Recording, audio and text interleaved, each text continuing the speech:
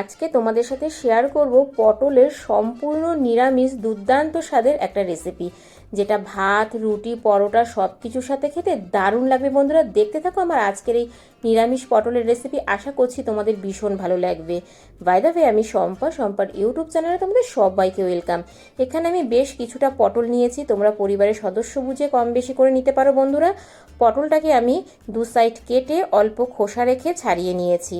তারপরে ভালো করে পটলটাকে আমি ধুয়ে ফিরে এসেছি। এবার পটলটাকে কিভাবে কাটতে হবে সেটা তোমাদেরকে দেখিয়ে দিচ্ছি। পটলটা কিন্তু এই রকম একটু ব্যাকা করে কাটতে হবে। দেখতেই পাচ্ছ বন্ধুরা, সব পটলগুলো আমি এইভাবেই কেটে নেব। ভীষণই টেস্টি একটা রেসিপি, আশা করছি তোমাদের ভীষণ ভালো লাগবে। দেখো, সব পটলগুলো কিন্তু আমার কাটা হয়ে গেছে।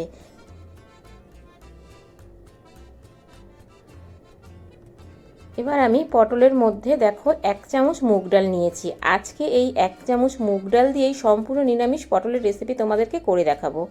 এবার দেখো, এদিকে গ্যাসে কড়াই বসিয়ে দিয়েছি। কড়াইতে আমি ওই 1 চামচ মুগ ডালটা দিয়ে দিলাম। এবার খুব ভালো করে মুগ ডালটাকে আমি ভেজে নেব। মুগ ডালটা যখন একটু লালচে হয়ে আসবে, খুব সুন্দর একটা গন্ধ ছাড়বে, তখন মুগ ডালটা কিন্তু আমি নামিয়ে নেব। দেখো, মুগ ডালটা আমার ভাজা হয়ে গেছে। এবার আমি মুগ ডালটা একটা বাটির মধ্যে তুলে নিচ্ছি। তবে মুগ ডালটা ভাজার সময় লক্ষ্য রাখবেন যেন মুগ ডালটা পুড়ে না যায়। এবার ওই কড়াইতেই আমি দিয়ে দিয়েছি কিছুটা তেল। তেলের মধ্যে দিয়ে দিলাম লবণ আর 1 চামচ হলুদ গুঁড়ো। লবণ আর হলুদটা তেলের মধ্যে ভালো করে মিশিয়ে নিলাম। এবার আমি কেটে রাখা পটলটা দিয়ে দিচ্ছি। খুব ভালো করে পটলটাকে আমি ভেজে নেব।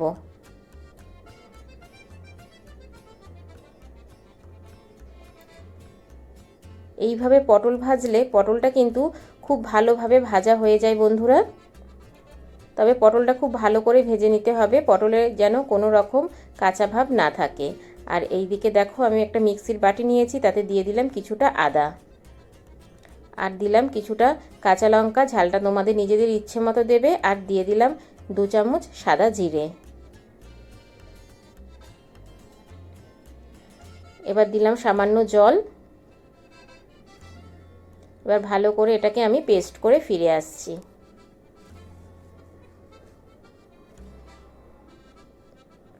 তো দেখো বন্ধুরা, পেস্ট করা হয়ে গেছে। এই রকম করে পেস্ট করে নিতে হবে। এবার মশলাটাকে সাইড করে রেখে দিলাম। আর এইদিকে দেখো, পটলটা কিন্তু আমার খুব ভালোভাবে ভাজা হয়ে গেছে। পটলটা কিন্তু ঠিক এই রকম করে ভেজে নিতে হবে, পটলটা যেন কোনোভাবেই কাঁচা না থাকে, তাহলে কিন্তু এই রেসিপিতে টেস্ট আসবে না। সম্পূর্ণ পটলটা আমি তেল ছেঁকে একটা প্লেটে তুলে নিলাম। এবার আমি ওই তেলের মধ্যেই এখানে 2টো আলু ডুমো করে কেটে রেখেছি, সেটা দিয়ে দিলাম। এবার আলুটাকেও আমি খুব ভালোভাবে ভেজে নেব। এবার এই আলুটা ভাজার সময় দিয়ে দিচ্ছি পরিমাণ মতো লবণ আর 1/2 চামচ হলুদ গুঁড়ো। লবণ আর হলুদ দিয়ে আলুটাকে খুব ভালো করে ভেজে নেব। এইভাবেই নেড়ে চেড়ে লালচে করে আমি আলুটাকে ভেজে নেব।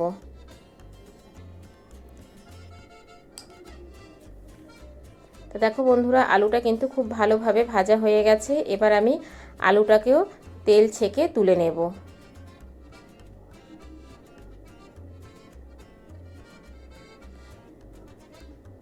সম্পূর্ণ আলুটা আমি আবারও একটা প্লেটের মধ্যে তুলে নিচ্ছি।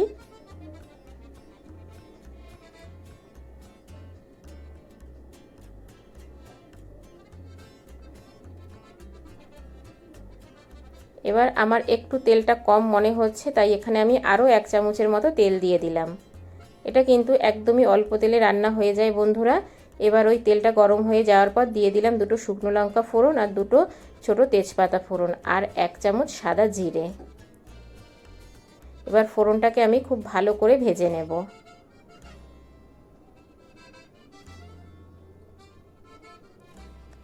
ফোড়নটাকে খুব ভালো করে ভেজে নিলাম আমি। যখন ফোড়নটা থেকে খুব সুন্দর একটা স্মেল আসবে, তখন মিক্সির বাটিতে যে আদা, কাঁচা লঙ্কা আর সাদা জিরে আমি পেস্ট করে রেখেছিলাম সেটা দিয়ে দিলাম। আর দিয়ে দিলাম মিক্সির বাটিটা ধুয়ে একটু জল। এবার ভালো করে আমি মশলাটাকে কষিয়ে নেব। তবে মশলাটা কষানোর সময় গ্যাসের ফ্লেমটা লো টু মিডিয়াম করে দেবে। এবার আমি দিয়ে দিলাম পরিমাণ মতো লবণ,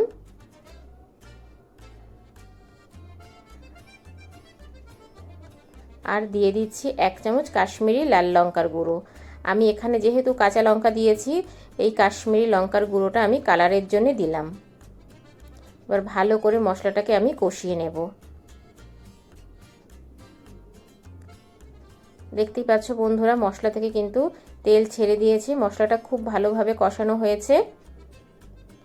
এবার আমি একটা মিডিয়াম সাইজের টমেটো পেস্ট করে রেখেছিলাম মিক্সিতে, সেটা দিয়ে দিলাম। এবার টমেটোটা দিয়ে ভালো করে আবারও আমি মশলার সাথে কষিয়ে নেব, যেন টমেটোর কাঁচা গন্ধটা চলে যায়। এবার গ্যাসের ফ্লেমটা একদম লো করে আমি 2 মিনিটের জন্য ঢেকে দেব। তা বন্ধুরা, ফিরে আসছি 2 মিনিট পরে। দেখো মশলাটা কিন্তু খুব সুন্দরভাবে কষানো হয়েছে আর একদম উপর থেকে তেল ছেড়ে দিয়েছে।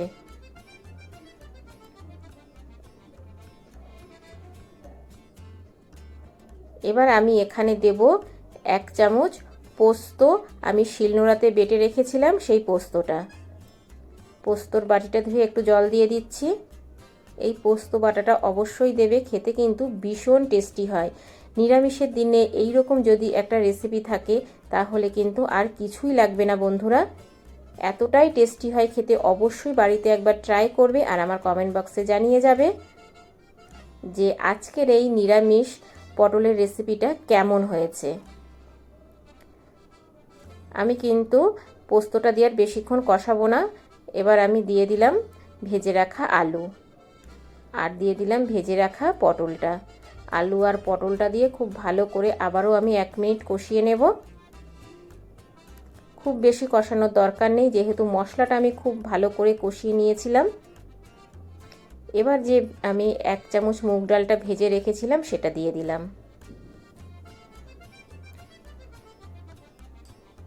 আলু পটলের সাথে এবার মুগ ডালটাও খুব ভালো করে আমি 1 মিনিট কষিয়ে নেব।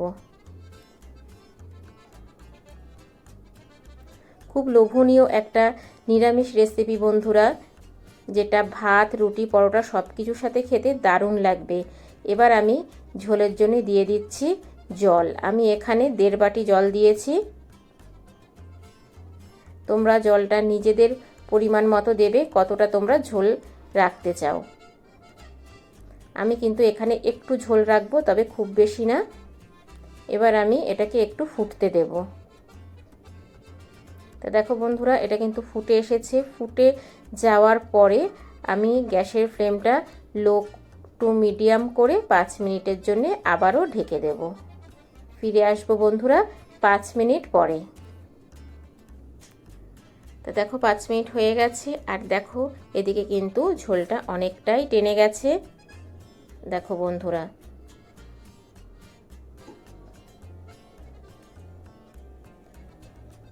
এবার আমি এখানে স্বাদ ব্যালেন্স করার জন্য দিয়ে দিচ্ছি 1/2 চামচ চিনি, আর দিয়ে দিচ্ছি ছোট চামচের 1 চামচ গরম মশলার গুঁড়ো। আমার কিন্তু এখানে আর কিছুই লাগবে না বন্ধুরা। এবার খুব ভালো করে আমি এটাকে মিশিয়ে নিচ্ছি। দেখো বন্ধুরা, খুব ভালো করে মিশিয়ে নিলাম। আমার কিন্তু নিরামিষ আলু পটল মুগ ডালের রেসিপি একদম রেডি। কতটা লোভনীয় লাগছে বন্ধুরা, তোমরা দেখেই বুঝতে পারছো। এবার আমি এটাকে 5 মিনিটের জন্য স্ট্যান্ডিং টাইমে রেখে দেব। আবারও ফিরে আসলাম 5 মিনিট পরে। দেখো বন্ধুরা,